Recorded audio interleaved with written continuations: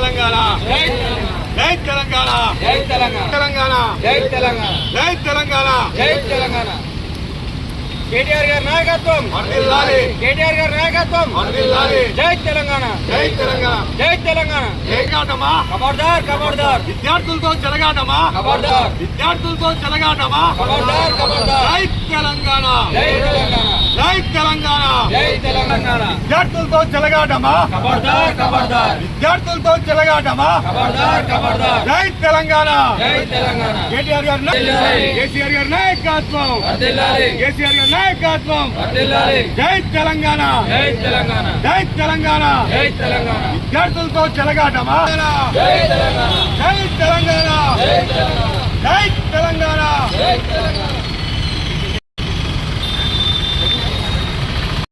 రాష్ట్ర వ్యాప్తంగా ఈ కాంగ్రెస్ ప్రభుత్వం వచ్చి నుంచి విద్యార్థుల ప్రాణాలతో చెలగాటమాడుతుందని ఈ సందర్భంగా తెలియడం జరుగుతుంది. గురుకులాల్లో రోజుకొక సంఘటన జరుగుతుంది, ఫుడ్ పాయిజన్ ఇవ్వడం జరుగుతుంది. మేము టీఆర్ఎస్ పార్టీ నుంచి రెగ్యులర్గా ప్రోగ్రాం చేస్తూ మన ప్రభుత్వంపై ఒత్తిడి తీసుకొస్తున్న ఈ రాష్ట్ర ప్రభుత్వం, రాష్ట్ర ముఖ్యమంత్రి గారికి ఇంత చలనం లేదని ఈ సందర్భంగా అడగడం జరుగుతుంది.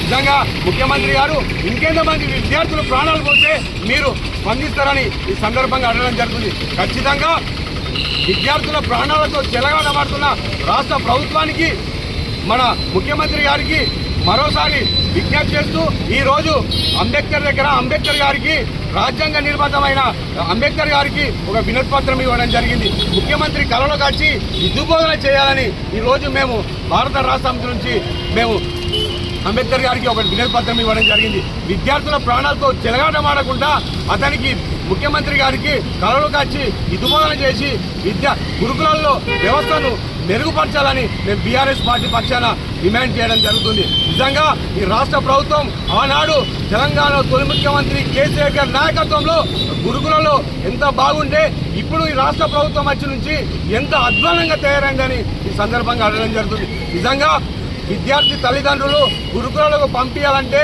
చాలా భయపడుతుండ్రు. విద్యార్థులు ఉన్నత చదవాలని పంపిస్తే కొంతమంది విద్యార్థులు హాస్పిటల్ పాలవడం జరుగుతుంది, అలాగే కొంతమంది చనిపోయడం జరుగుతుంది.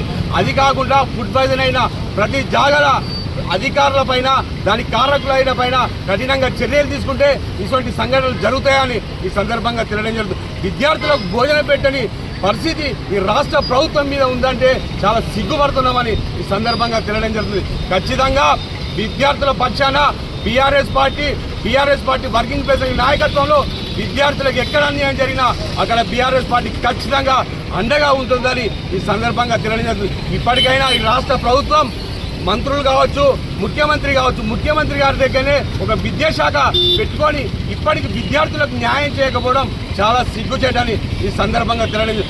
నిన్న ఒక విద్యార్థికి ప్రార్థన చేస్తే పాము కాటు గురైండు. కొంతమంది విద్యార్థులు పాదయాత్రతో వాళ్ళ సమస్య చెప్పేందుకు కలెక్టర్ దగ్గరికి పోయారు.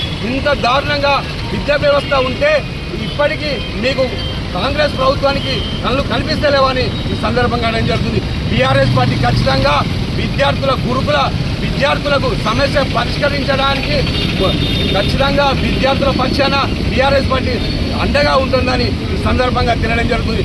మరోసారి మన రాష్ట్ర ముఖ్యమంత్రి గారికి విజ్ఞప్తి చేయడం జరుగుతుంది. విద్యార్థుల ప్రాణాలతో చెలగాటమాడకుండా ఖచ్చితంగా వాళ్ళకి న్యాయం జరగాలని మేము బీఆర్ఎస్ పార్టీ పక్షాన డిమాండ్ చేస్తున్నాం. లేకపోతే రానున్న రోజుల్లో BRS party working president KTR గారి నాయకత్వంలో విద్యార్థుల ఆందోళన కార్యక్రమంగా సిద్ధంగా ఉంటామని ఈ సందర్భంగా తెలియడం జరుగుతుంది. జై తెలంగాణ.